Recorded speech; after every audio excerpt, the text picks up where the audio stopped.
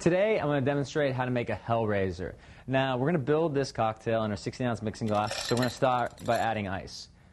Next, we're going to combine our two main ingredients, which is going to be 100 proof vodka and rock and rye. So we're going to add 3 parts to 1 part, or 1.5 ounces to ½ an ounce. So with our vodka, 1, 2, 3, 4, 5, 6, 7, and 8, only because my pour got stuck up a little bit. It happens on occasion.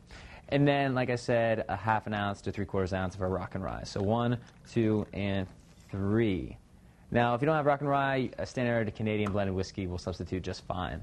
Now, you're going to add in some lime juice to mute down and bring out the flavors a little bit. You're going to get your cocktail glass prepared and ready. And then you're going to combine and shake your ingredients. And you really want to shake well, because the ice is going to help water down the drink a little bit, because this is some really strong alcohol that we're using. So,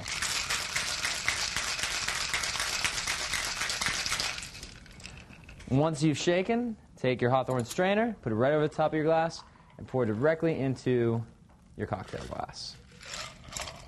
Don't forget a mixing straw. Put it around the side if you like. And that is your hair raiser. Enjoy.